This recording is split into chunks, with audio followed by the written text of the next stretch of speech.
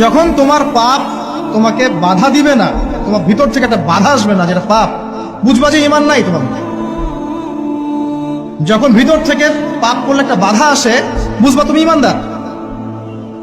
মানে পাপ করলে যদি বাধা আসে ভিতর থেকে যে না আমি একটা খারাপ কাজ করছি, আল্লাহর কাছে আমাকে তওবা করতে হবে, ইস্তেগফার করতে হবে, তখন বুঝবেন যে আপনার ভিতর ঈমান আছে। এই জন্য আল্লাহ পাক আপনার মনের মধ্যে এই চিন্তা নিয়ে আসছেন। আলহামদুলিল্লাহ। যখন পাপ করতে করতে দেখবেন আপনার মনে কোনো ফিলিংসই নাই, তখন বুঝবেন যে আসলে আপনার ভিতর ঈমান আর কিছু বাকি নাই, যেটা আছে খালি ফসকার মতো, একটা নুক্তার মতো। তার মানে একজন লোক জানাকারী হতে পারে, সে যতই ভালো হোক, যদি সে মহিলার সাথে নীরবে সাক্ষাৎ করে বিবাহ বহির্ভূত সম্পর্ক, তাহলে আমরা ওকে জানি বলি। কি বলি? কি বলি? জানি। কি বলি? মানে জানাখোর। কি বলি? কিন্তু আফসোস, আজকে সমাজে মুসলিম এটা মেনে নিয়েছে যে লোকটা জানাকারী কিন্তু মুসলিম, লোকটা সুদখোর কিন্তু মুসলিম, লোকটা মদখোর কিন্তু মুসলিম, লোকটা উগ্র উচ্ছৃঙ্খল কিন্তু মুসলিম, লোকটা মিথ্যেবাদী কিন্তু মুসলিম, লোকটা জালেম কিন্তু মুসলিম। আফসোস, মুসলিমরা এটা তাদের মাথা থেকে বাদ দিয়ে দিয়েছে যে ঈমানের সঙ্গে সঙ্গে শিরিক করে মুশরিকও হয় মুসলমান। এখন বলবে পোশাক যার যার অধিকার, মাইয়ারা ছোট ছোট পোশাক পরবো, তোমরা কি তোমরা সিরিয়াস হবা কেন? একটু ছোট পোশাক দেখলেই, আবার কেউ কেউ বলে আমগো জামার ফিতা দেখলেই তোমার যদি চেতনা দণ্ড দাঁড়ায় যায়, তাহলে তুমি নিজের চোখরে সামলাও, তুমি সিরিয়াস হও কেন? ভাবটা এমন, পোশাকের কোনো দোষ নাই, সব দোষ হলো পুরুষের চোখের, আর সব দোষ পুরুষের চেতনা দণ্ডের। যেটাকে অন্য ভাষায় বা অন্য উদাহরণ দিয়ে বলতে হবে, গোবরের মধ্যে কোনো গন্ধ নাই, হাগুর মধ্যে কোনো গন্ধ নাই, সব গন্ধ আপনার নাকে। আপনি বললেন এই এখানে গোবর পড়ে আছে, কি লাগে, পরিষ্কার কর, গন্ধ লাগে। এ বলবে আরে গোবরে গন্ধ থাকবে কেন, গোবর স্বাধীন, সে তার স্বাধীনতা ভোগ করছে, আপনি এখানে নাক গলানোর কে? আপনার নাকরে সামলান। বলে কিনা এরকম? একই টাইপের উদাহরণ এবং একই টাইপের দলিল দিবে। আমরা ছোট ছোট পোশাক পরছি, কি হয়েছে, তোমরা টাকাও কিনলে, নজরের হেফাজত রেখো।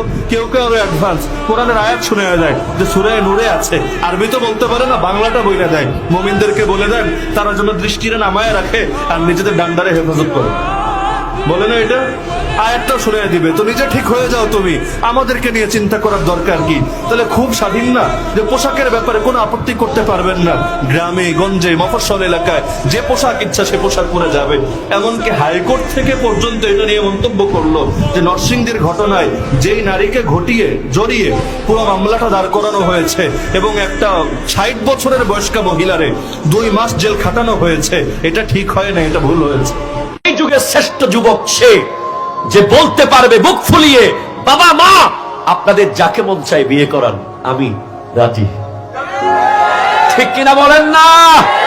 আমি মনে করি সে সমাজের শ্রেষ্ঠ যুবক বর্তমান সময়ে, যে তার বাবা মাকে এখতিয়ার দিতে পেরেছে, এই বাবা মাকে তাদের স্বাধীন ইচ্ছা দিতে পেরেছে যে আপনাদের যাকে মন চায় আপনি শাদী করাতে পারেন, আপনাদের কথা মতো আমি প্রস্তুত আছি।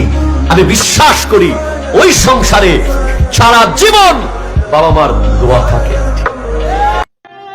ইফতারির আগে যে দোয়া, ওইটা আল্লাহ ফিরায় না। ইফতারি করার আগ মুহূর্তে আমরা যে পেঁয়াজু, আলুর চপ, বেগুনি, হ্যাঁ এগুলো খান আপনারা? রুয়াবজার শরবত খান নাকি? এই যে সাজায় রাখা হয় ডিজাইন করে, এইগুলো রেখে যখন দোয়া করেন, এই দোয়াটা আল্লাহ শুনে খুব। আল্লাহ বলে কিরে ফেরেশতারা ঘটনা কি, এত খাবার কেন? আল্লাহ রোজা রাখছে, কি চায়? আল্লাহ ক্ষমা চায়। তো খায় না যে তৃষ্ণার, তো আল্লাহ আপনার ভয়, আমারা দেখছে না, আল্লাহ আপনারা দেখে নেই, জান্নাত দেখে নেই, আমার জাহান্নাম দেখেছে আল্লাহ কিন্তু জানে, তারপরে ফেরেশতাদের মুখ থেকে বের করা হবে। সুবহানাল্লাহ পড়েন। আমার জাহান্নাম দেখেছি কিনা বলো? ফেরেশতারা বলে না, জাহান্নাম দেখে নাই। আমার জান্নাত দেখেছে কিনা বলো? জান্নাতও দেখে নাই, কিছুই দেখে নাই, আপনারও দেখে নাই। আল্লাহ এবার খুশি হয়ে যাবে।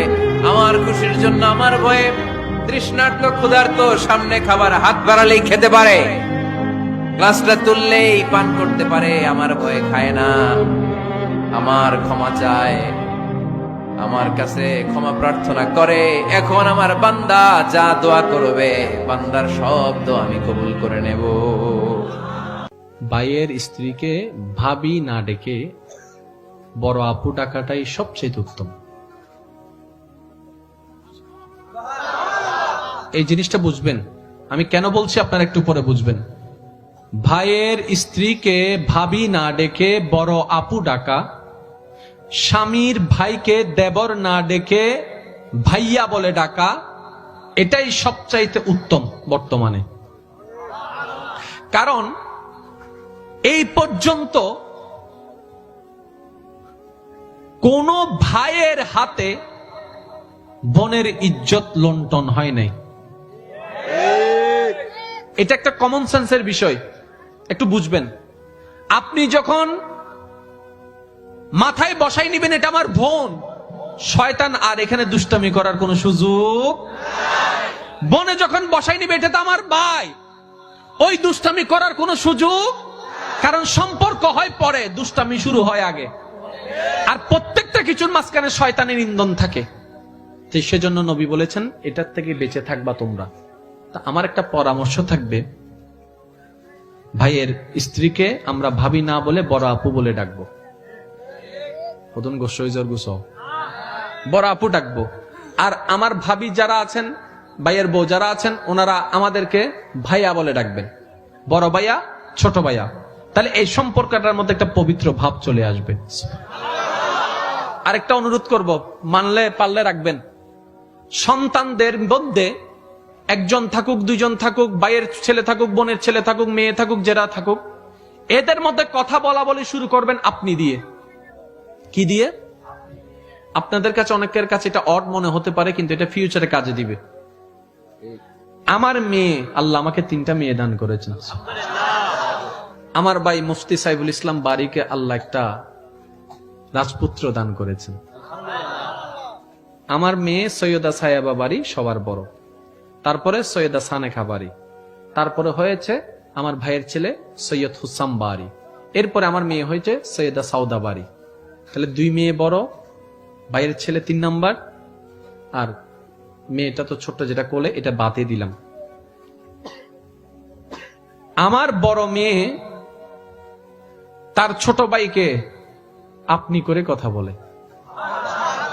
আরো মজার বিষয় কি জানেন? হোসাম বলে না, বড় ভাইয়া ডাকে।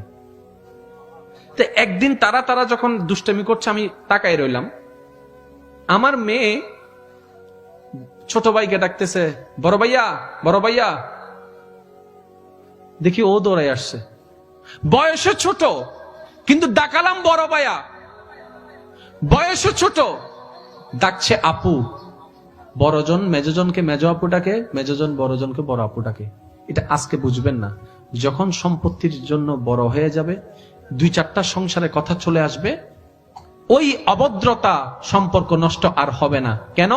যখন কারো জন্য মাথায় সম্মানবোধ শব্দ বসে যায়, তার সাথে আমরা বেয়াদবিও করতে পারি না, ঝগড়াও করতে পারি না, সম্পর্কটা সুন্দর হয়ে গেছে।